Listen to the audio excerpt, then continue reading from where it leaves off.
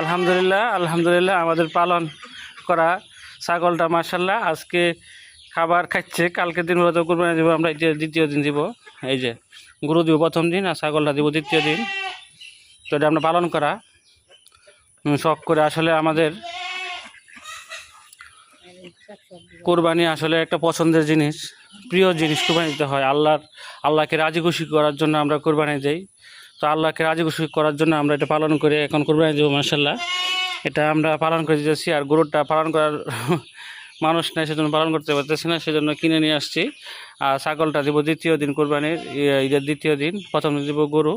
তো মাশাআল্লাহ আমার জন্য দোয়া করবেন, আমার ছাগলটার জন্য দোয়া করবেন। আল্লাহ যেন কবুল করে আমাদের কোরবানি। দেখেন মাশাআল্লাহ মাশাআল্লাহ মাশাআল্লাহ এই মাশাআল্লাহ।